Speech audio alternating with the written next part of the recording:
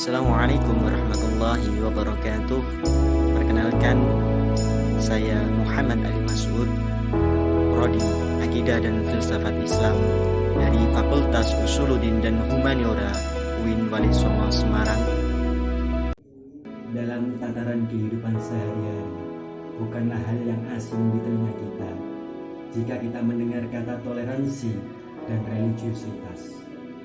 Dari hal yang tidak asing itu, sudah selayaknya dan sepatutnya kita mengetahui, memahami, dan mengimplementasikan toleransi dan religiusitas di dalam kehidupan sehari-hari.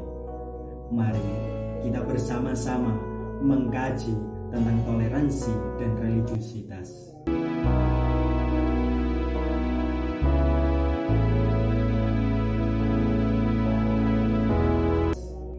Toleransi berasal dari bahasa Latin, dari kata tolerare yang berarti dengan sabar membiarkan sesuatu.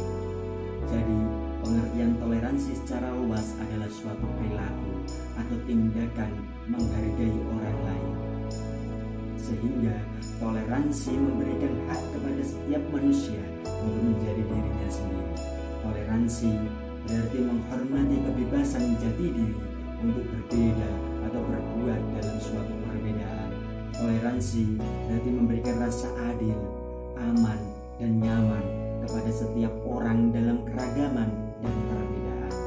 Toleransi berarti menjaga hati nurani yang bersih saat berinteraksi dengan orang lain yang berbeda dengan kita dan memperlakukan setiap orang dengan rasa hormat. Toleransi juga dikatakan dalam istilah agama dan sosial budaya, yang berarti sikap dan perbuatan yang melarang adanya diskriminasi terhadap golongan-golongan yang berbeda atau tidak dapat diterima oleh masyarakat pada umumnya. Misalnya, toleransi beragama, di mana penganut agama mayoritas dalam sebuah masyarakat mengizinkan keberadaan agama minoritas lainnya. Jadi, toleransi antar umat beragama berarti suatu sikap manusia sebagai umat yang beragama dan mempunyai keyakinan untuk menghormati dan menghargai manusia lain. Sehingga religiusitas, kedalaman seseorang dalam menyakini suatu agama, disertai dengan tingkat pengetahuan terhadap agamanya yang diwujudkan dalam pengamalan nilai-nilai agama, yakni dengan mematuhi aturan-aturan dan menjalankan kewajiban-kewajiban dengan keikhlasan hati, harus dibarengi dengan sebuah rasa toleransi. Mengapa agama sering dibenturkan dengan isu-isu radikal yang dapat menyulut perselisihan sehingga menimbulkan sebuah konflik? Bukankah agama dapat mendatangkan rasa aman, nyaman, dan damai bagi pemeluknya? Lantas, apa yang menjadi pemicu sehingga konflik ini menjadikan agama sebagai muara penyebabnya? Pertanyaan-pertanyaan ini selalu terbenak dalam pikiran kita. Memang, agama merupakan rahmat yang dapat mendatangkan rasa aman, nyaman, dan damai bagi pemeluknya. Tidak ada satupun agama yang mengajarkan untuk saling membenci, menghasut, dan membenarkan sebuah kekerasan. Apakah pantas jika mengatakan bahwa agama adalah sumber atau masalah yang dapat menjadi biang masalah? Tentu dengan lantang dan tegas mengatakan tidak. Tetapi cara kita dalam beragama yang patut dipertanyakan. Menganut agama secara fanatik atau membabi buta merupakan suatu kesalahan yang fatal. Dengan fanatik atau membabi buta, kita menutup segala sesuatu dan menghilangkan salah satu sendi ajaran agama, yaitu toleransi. Dengan menghilangkan toleransi, sama saja kita memberikan citra buruk terhadap agama. Toleransi menjadi ajaran agama yang dapat menjadi perantara keharmonisan umat beragama. Toleransi menjadi sendi awal tumbuh dan berkembangnya agama. Toleransi menjadi hal sentral pembangkit eksistensi agama. Kita flashback ke belakang terlebih dahulu dengan mengingat abad pertengahan juga sering disebut sebagai abad kekuasaan agama, karena agama sangat mendominasi kepentingan masyarakat Eropa. Segala hal yang tidak berkaitan dengan agama dikategorikan sebagai melanggar hukum. Hal ini semakin menghambat perkembangan ilmu pengetahuan empiris dan teori-teori baru. Harus taat dan patuh terhadap dogmatis gereja, sehingga kebebasan untuk mengemukakan pendapat, memeluk agama sesuai yang apa yang diinginkan hilang.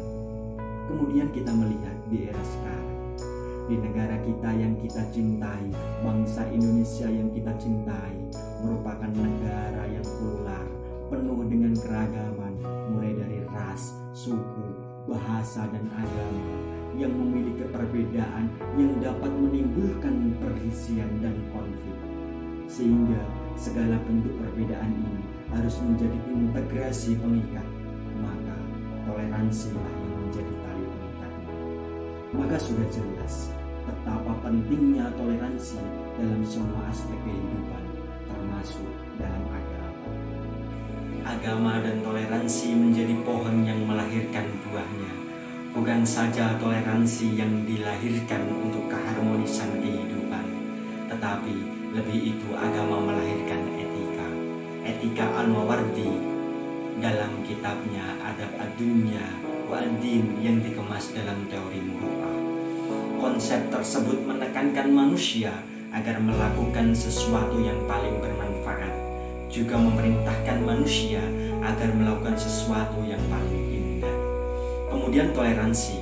Michael Welzer memandang toleransi sebagai keniscayaan dalam ruang individu dan ruang publik, karena salah satu tujuan toleransi adalah membangun hidup yang damai di antara berbagai kelompok masyarakat dari berbagai latar belakang sejarah, kebudayaan, dan identitas.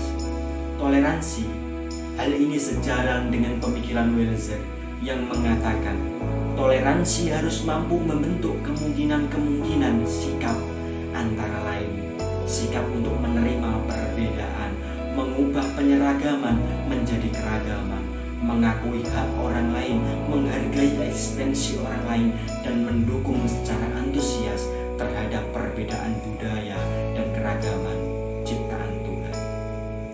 Sehingga dengan adanya toleransi dan etika dalam kehidupan agama akan menciptakan siklus kehidupan yang menjadi perangai dalam kehidupan, menciptakan tatanan masyarakat yang damai, indah, dan tanpa diskriminasi, sehingga agama berjalan sesuai dengan prinsipnya, kedamaian, dan kehidupan sehari-hari menjadi kehidupan yang saling menghormati dan mengedepankan etika dalam kehidupan sosial.